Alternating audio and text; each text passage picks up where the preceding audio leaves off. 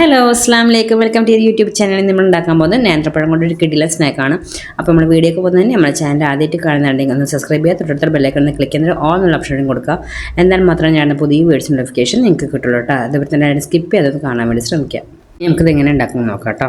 അപ്പോൾ അതിനായിട്ട് ആദ്യം നമ്മൾ എടുത്തിരിക്കുന്നത് നേന്ത്രപ്പഴം കേട്ടോ. നേന്ത്രപ്പഴം നല്ല പഴുത്ത ഇതുപോലെ കറുത്ത തൊലി ആയതില്ലേ അങ്ങനെ എടുക്കുകയാണെങ്കിൽ ഏറ്റവും നല്ലതാണ് കേട്ടോ. പഴുത്ത് തുടങ്ങുന്നതിന് മുന്നേ സ്റ്റാർട്ടിങ്ങിൽ ഒരു സ്റ്റേജ് ഉണ്ടല്ലോ, അങ്ങനത്തെ എടുക്കാതിരിക്കാൻ നല്ലത് കേട്ടോ. ഇങ്ങനെ പഴുത്ത് തുടങ്ങിയത് എടുക്കുന്നതാണ്, നല്ല പഴുത്ത് തുടങ്ങി എടുക്കണം കേട്ടോ, അതാണ് ഏറ്റവും നല്ലത്. ഇനി നമുക്ക് അതിൻ്റെ തൊലിയൊക്കെ കളയണം. തൊലി കളഞ്ഞ് നമുക്കത് കട്ട് ചെയ്തെടുക്കണം കേട്ടോ. നമുക്കിത് തൊലി കളഞ്ഞിട്ടുണ്ട്. നമുക്കിത് ഇതുപോലെ വരിഞ്ഞ് ഒന്നുകൂടി വരിഞ്ഞ് നമുക്ക് 4 പീസാവുന്ന രീതിയിൽ നമുക്കിത് കട്ട് ചെയ്തെടുക്കാം. അതുപോലെ 4 പീസാക്കുന്ന പോലെ ചെറുതാക്കിയിട്ട് തന്നെ അരിഞ്ഞെടുക്കുക കേട്ടോ. ഞാനിപ്പോൾ ഇവിടെ കട്ട് ചെയ്തെടുത്തിട്ടുണ്ട്. ഇതുപോലെ ചെറിയ ചെറിയ പീസാക്കിയിട്ട് കട്ട് ചെയ്തെടുക്കാം കേട്ടോ. നമുക്ക് ഉണ്ടാക്കാനും ഇത് പെട്ടെന്ന് ആവാനുള്ള എളുപ്പത്തിലാണ് പഴുത്ത പഴം എടുക്കാൻ പറയുന്നത്. നല്ല പച്ചപ്പഴമാണെങ്കിൽ കുറച്ച് ടൈം എടുത്തിട്ട് ഇതാവുള്ളൂ. ഇനി നമുക്കിത് പാൻ ചൂടാക്കാൻ വെക്കാം. പാൻ ചൂടായതിനു ശേഷം നമുക്ക് അതിലേക്ക് കുറച്ച് നെയ്യ് ഇട്ട് കൊടുക്കാം കേട്ടോ. ആ നെയ്യ് ഇട്ട് കൊടുത്തതിന് ശേഷം അതൊന്ന് മെൽറ്റായി വരട്ടെ. മെൽറ്റായി വന്നതിന് ശേഷം നമുക്ക് നമ്മളിവിടെ കട്ട് ചെയ്ത് വെച്ചിരിക്കുന്ന പഴമില്ലേ അതിലിട്ട് കൊടുക്കാം. ആ നെയ്യൊക്കെ ഒന്ന് ചൂടായതിനു ശേഷം നമുക്ക് ഫ്ലെയിം മീഡിയത്തിലിട്ട് വേണ്ട അത് ചെയ്തെടുക്കാൻ.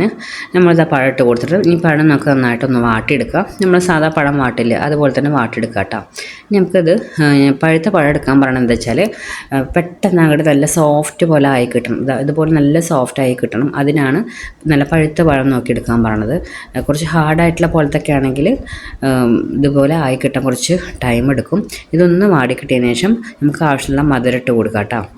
ഇനി നമുക്ക് വേണ്ടത് കുറച്ച് അണ്ടിപ്പരിപ്പും മുന്തിരിയും, വെള്ള മുന്തിരിയും കറുത്ത മുന്തിരിയും കുറച്ച് അണ്ടിപ്പരിപ്പ് എടുത്തിട്ടുണ്ട്.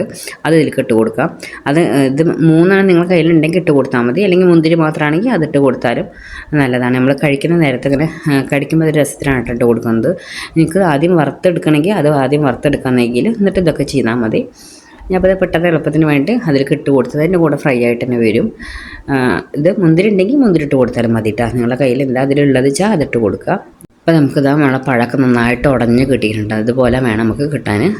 ഇനി നമുക്ക് വേണ്ടത് ഒരു 1/2 കപ്പ് റവയാണ്. ഞാൻ വറുത്ത റവയാണ് എടുത്തിരിക്കുന്നത്. 1/2 കപ്പ് റവ ഇട്ട് കൊടുക്കുക. റവ ഇട്ട് കൊടുത്തതിന് ശേഷം നമുക്കിനി ഈ പഴം റവയും കൂടി നന്നായിട്ട് മിക്സ് ചെയ്ത് കൊടുക്കുക കേട്ടോ. നന്നായിട്ട് മിക്സ് ചെയ്ത് കൊടുക്കുക. ഫ്ലെയിം മീഡിയത്തിൽ തന്നെ ഇടുക, ഹൈയിലിട്ടിട്ട് ചെയ്യരുത്. മീഡിയത്തിലിട്ട് നന്നായിട്ട് മിക്സ് ചെയ്ത് കൊടുക്കുക. ഈ സ്നാക്ക് പറഞ്ഞാൽ ഒരു 10 മിനിറ്റ് നമുക്ക് ഉണ്ടാക്കാൻ പറ്റുന്ന സ്നാക്കാണ്. ഒരു നേന്ത്രപ്പഴം ഉണ്ടെങ്കിൽ റവ ഉണ്ടെങ്കിൽ പെട്ടെന്ന് ഉണ്ടാക്കാം. അതുപോലെ തന്നെ കുട്ടികളൊക്കെ സ്കൂളിൽ വരുന്ന സമയത്താണെങ്കിലും പെട്ടെന്നൊരു ഗസ്റ്റ് വരുന്ന സമയത്താണെങ്കിലൊക്കെ ഉണ്ടാക്കാൻ പറ്റുന്ന നല്ലൊരു സ്നാക്കാണ്. എണ്ണയിൽ മുക്കി പൊരിക്കും വേണ്ട, ആവിയിൽ വെക്കൊന്നും വേണ്ട, പെട്ടെന്ന് ഉണ്ടാക്കാൻ പറ്റുന്നൊരു സ്നാക്കാണ്. ഇപ്പോൾ ഇത് നന്നായിട്ട് മിക്സ് ചെയ്ത് കൊടുത്തിട്ടുണ്ട് കേട്ടോ. നന്നായിട്ട് മിക്സ് ചെയ്ത് കൊടുത്തതിന് ശേഷം നമുക്ക് ഇനി വേണ്ടത് 1/2 കപ്പ് പാലാണ് കേട്ടോ. ഒരുപാട് പാല് കൂടുതൽ ഒഴിക്കരുത്, 1/2 കപ്പ് തന്നെ ഒഴിക്കുക. ഇനി നമുക്ക് ഈ പാലിൽ ഈ റവ ഒന്ന് വേവണം. അതുവരെ നമുക്കൊന്ന് നന്നായിട്ട് മിക്സ് ചെയ്ത് കൊടുക്കാം കേട്ടോ. നിങ്ങൾക്ക് വേണമെങ്കിൽ 2 ടേബിൾ സ്പൂൺ കൂടുതൽ വേണമെങ്കിൽ ഒഴിക്കാം. എന്നാലും അതിലും കൂടാൻ പാടില്ല. ഒരുപാടായാൽ അത് ലൂസായി പോവും. നമുക്ക് നന്നായിട്ടൊന്ന് കുറുക്കിയെടുക്കാനുള്ളതാണ്. 1/2 കപ്പ് പാൽ ഒഴിച്ചു കൊടുത്താൽ മതി. കൂടുതലായാൽ അത് ഭയങ്കര ലൂസായിട്ടിരിക്കും. അതുകൊണ്ടാണ്. അപ്പോൾ നമ്മൾ നന്നായിട്ട് ഇളക്കി കൊടുത്തതിന് ശേഷം ഞാൻ ഇപ്പോൾ ഒരു ടേബിൾ സ്പൂൺ മിൽക്ക് മെയ്ഡ് ഓപ്ഷനിലാണ്. ഞാൻ ഇപ്പോൾ ഇവിടെ ഉള്ളത് കൊണ്ടാണ് ഇട്ട് കൊടുത്തത്. മിൽക്ക് മെയ്ഡ് ഇട്ടില്ല എന്നുണ്ടെങ്കിൽ കുഴപ്പമൊന്നുമില്ല കേട്ടോ. ഇപ്പോൾ ഉള്ളത് കൊണ്ട് അത് ഓൾറെഡി ഓപ്പൺ ആക്കി വെച്ചതാണ്. ഇതിൻ്റെ ഉള്ളിലേക്ക് നീക്കി വെച്ചുകൊണ്ടാണ് അത് കട്ടായത്. അപ്പോൾ അത് ഇട്ട് കൊടുത്തിട്ടുണ്ട്.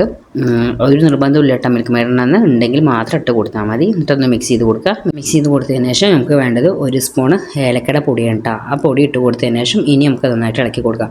സ്റ്റേജ് എന്ന് പറഞ്ഞാൽ നന്നായിട്ട് ഇങ്ങനെ നമ്മൾ ചപ്പാത്തിക്ക് കുഴച്ച് വരില്ല, ആ ഒരു രൂപത്തിൽ ഇതായി വരേണ്ട. അതായത് നമ്മൾ പാനിൽ നിന്ന് ഇങ്ങനെ നന്നായിട്ട് വിട്ട് പോകുന്ന രീതിയിലാവുന്നവരെ നമുക്ക് ഇളക്കി കൊടുക്കാം കേട്ടോ. ഫ്ലെയിം മീഡിയത്തിൽ തന്നെ ഇടാൻ നോക്കുക.